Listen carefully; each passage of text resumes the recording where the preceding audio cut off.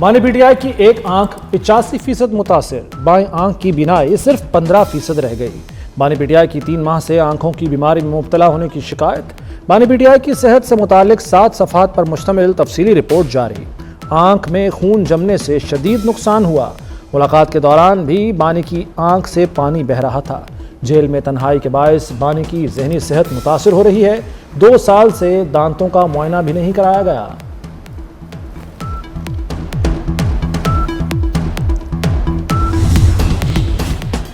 بانی P T I کو jail میں دستیاب سہولتوں کی تفصیل سامنے آ گئی۔ ناشتے میں کافی، دلیا اور کھجوریں دی جاتی ہیں۔ لنچ میں گوشت، مرغی، دالیں، چاٹ یا سنیکس ہے۔ بانی رات کا کھانا نہیں کھاتے، پھل، دودھ اور کھجوروں کا استعمال کرتے ہیں۔ پینے کے لیے منرل واٹر دستیاب ہے۔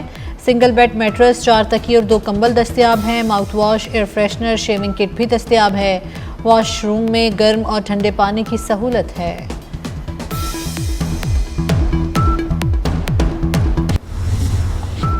بانی پی ٹی آئی کی صحت کا معاملہ سنجیدہ ہے، نظر انداز نہیں کیا جا سکتا۔ سپریم کورٹ کا 16 فروری سے پہلے بانی پی ٹی آئی کا طبی معائنہ کرانے کا حکم۔ بانی کی بچوں سے فون پر بات بھی کرانے کی ہدایت۔ چیف جسٹس یحییٰ آفریدی نے کہا کہ بانی پی ٹی آئی جیل میں سہولیات سے مطمئن ہے۔ مشورہ ہے ان کی آنکھیں خراب ہیں تو کتابیں نہ ہی پڑھیں۔ سپریم کورٹ کا بیرسٹر سلمان صفدر کی رپورٹ پر اطمینان کا اظہار۔ اٹارنی جنرل نے کہا کہ قیدی مطمئن نہیں تو ریاست اقدامات کرے گی۔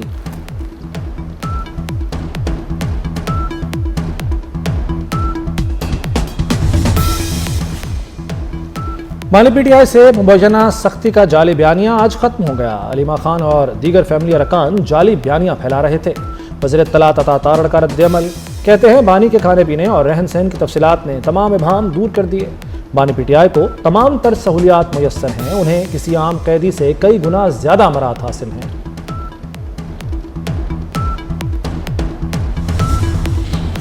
صدر آصف علی زرداری سے وزیر اعظم شہباز شریف کی ملاقات۔ سیاسی اور قومی امور پر مشاورت، معاشی اور سلامتی کی صورتحال پر تبادلہ خیال۔ غزہ امن بورڈ اجلاس میں پاکستان کی شرکت کے حوالے سے بھی بات ہوئی۔ ملاقات میں اسحاق ڈار، محسن نقوی اور اعظم نذیر تارڑ بھی موجود تھے۔ پیپلز پارٹی نون لیگ کی ورکنگ ریلیشن شپ کو بہتر بنانے، مشاورتی عمل جاری رکھنے پر اتفاق۔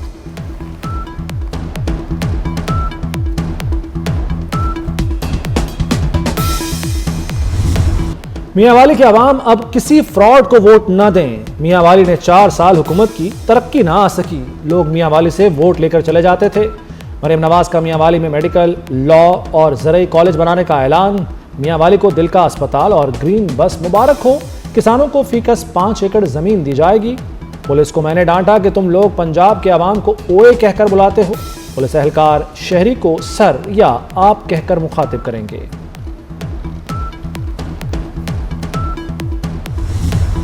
بی این پی یا جماعت اسلامی، میدان کون مارے گا؟ بھارت نواز حسینہ واجد کے دھڑن تختے کے بعد بنگلہ دیش میں پہلے انتخابات۔ بی این پی سب سے آگے، جماعت اسلامی کا دوسرا نمبر۔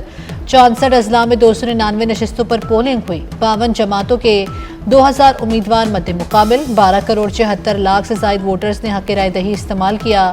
ڈھاکہ کے پولنگ سٹیشنز پر ووٹرز کا رش۔ پولنگ کے آغاز سے قبل ہی قطاریں لگ گئیں۔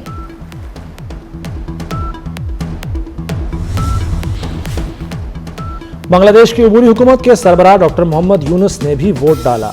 کہتے ہیں آج کا دن آزادی اور نئے خواب کا آغاز ہے۔ امیر جماعت اسلامی بنگلہ دیش شفیق الرحمان نے بھی ووٹ کاسٹ کیا۔ الیکشن کو ملک کے لیے اہم موڑ قرار دیا۔ بنگلہ دیش نیشنلسٹ پارٹی کے سربراہ طارق رحمان نے بھی حق رائے دہی استعمال کیا۔ نیشنل سٹیزن پارٹی کے کنوینر ناہد الاسلام بھی ووٹ ڈالنے پہنچے۔ کہا زندگی میں پہلی بار کسی پریشانی کے بغیر ووٹ ڈالا۔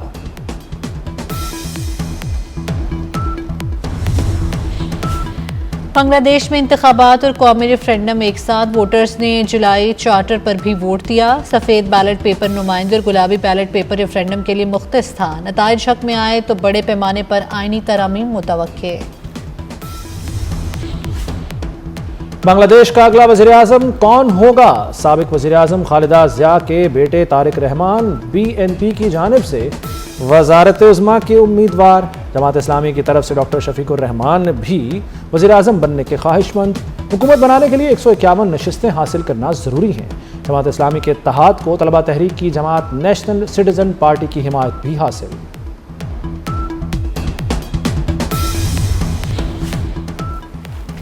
भारत पर असलहे का अंबार लगाने का जनून सवार। भारतीय डिफेंस एक्विजिशन काउंसिल ने $39 अरब का असलहा खरीदने की मंजूरी दे दी।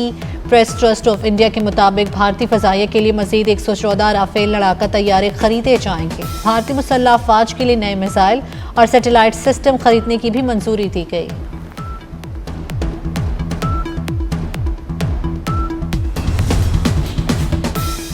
वज़ीर दाखिला मोहसिन नकवी से अमरीकी महकमा खारजा के मुआविन वज़ीर जॉन मार्क मोमरशान की मुलाकात। माइनिंग, मिनरल्स और तवानाई के शोबों में सरमाकारी और शराकतदारी को फ़रोग़ देने पर इत्तफ़ाक़। पाक अमरीका ताल्लुक़ात और इलाक़ाई सूरत हाल पर भी तबादला ख़याल। मुलाकात में वज़ीर मुमलिकत तलाल चौधरी और अमरीकी सफ़ीर नेटली बेकर भी मौजूद थीं। मोहसिन नकवी ने कहा कि दहशतगर्दी के ख़िलाफ़ जंग में आलमी ताउन नागुज़ीर है। अमरीकी मुआविन वज़ीर की सानेहा तरलाई और कोयटा दहशतगर्द हमलों की मज़म्मत। मुतासरीन से इजहार ताज़ियत।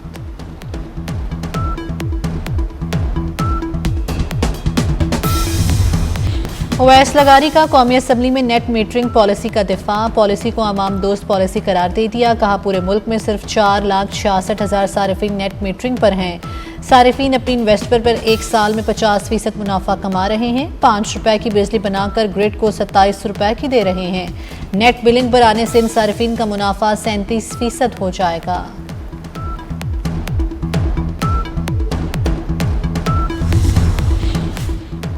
नेट मीटरिंग सार्फिन को हुकूमत ने धोखा दिया है। पीपल्स पार्टी की कौमी असम्बली में नेट मीटरिंग पॉलिसी पर शदीद तनकीद।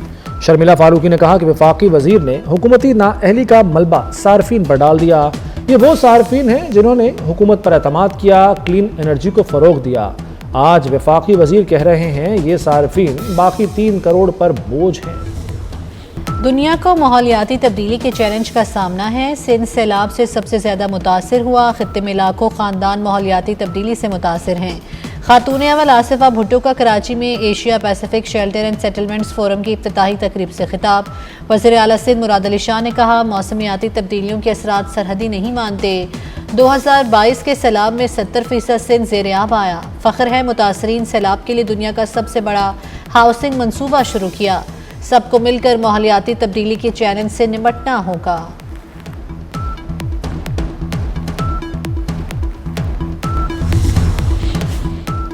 पंजाब में कम उम्री की शादी नाकाबिले माफी जुर्म करार। 7 साल कैद और 10 लाख रुपए जुर्माना होगा। गवर्नर के दस्तखत। पंजाब में नया कानून नाफिज। 18 साल से कम उम्र की शादी जुर्म समझा जाएगा। खिलौनों की उम्र में शादी का बंधन ज़्यादती तस्वुर होगा। वालिदैन और निकाह खाम भी हथकड़ियों की जद में होंगे। गलत बयानी करने वालों को कड़ी सजा और भारी जुर्माने का सामना करना पड़ेगा। कम उम्री की शादी पर क्रिमिनल एक्ट के तहत कार्रवाई का आगाज। पाकिस्तान में पहला सरकारी ऑटिज्म सेंटर कायम। वज़ीर आला पंजाब मरियम नवाज ने स्कूल और रिसोर्स सेंटर फॉर ऑटिज्म का इफ्तिताह कर दिया। कहती हैं ऑटिज्म सेंटर में एक ही छत तले ऑटिस्टिक बच्चों के इलाज की तमाम सहूलतें मौजूद हैं। हर ज़िले तक सहूलतें पहुँचाएंगे। मरियम नवाज का स्कूल के मुख्तलिफ शोबों का दौरा। बच्चों के साथ घुल मिल गई।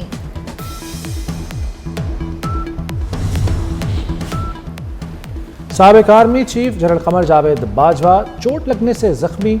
ISPR के मुताबिक कमर जावेद बाजवा को अपनी रिहाइशगाह पर गिरने की वजह से चोट आई। इस वक्त CMH में ज़ेर इलाज हैं और उनकी हालत तशवीशनाक नहीं।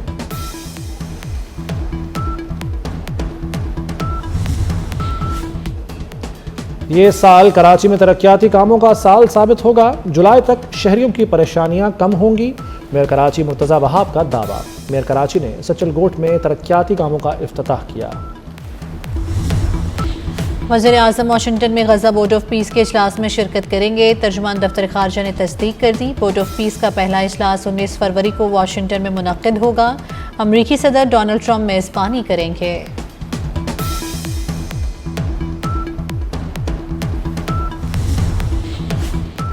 ईरान से मुज़ाकरात पर अमरीका और इसराइल में इख्तलाफात। ट्रंप और नेतन्याहू की मुलाकात में इत्तफाक़ राय न हो सका।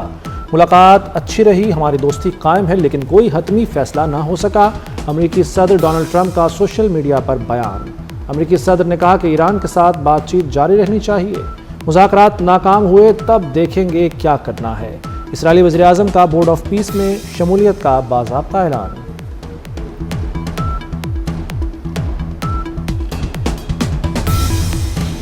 ضرورت سے زیادہ مطالبات تسلیم کریں گے، نہ کسی کے سامنے جھکیں گے۔ ایرانی صدر مسعود پزشکیان کا امریکہ کو واضح پیغام۔ ایرانی صدر کا انقلاب ایران کی 47ویں سالگرہ کی تقریب سے خطاب، کہا جوہری ہتھیار حاصل کرنے کے خواہاں نہیں، قیام امن کے لیے ہمسایہ ممالک سے مذاکرات کر رہے ہیں۔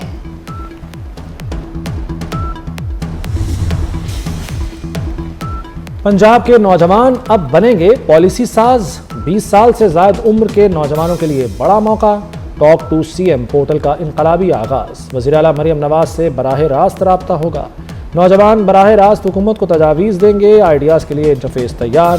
سینئر وزیر مریم اورنگزیب کی بریفنگ۔ پاکستان کے خلائی پروگرام میں ایک اور اہم پیش رفت، اسپاکو نے ملک کا دوسرا مقامی سیٹلائٹ EO2 کامیابی سے لانچ کر دیا۔ سیٹلائٹ قدرتی آفات کی صورتحال کو جانچنے اور اسٹریٹجک منصوبہ بندی میں معاون ثابت ہوگا، وسائل کے انتظام کے لیے اہم ڈیٹا بھی فراہم کرے گا۔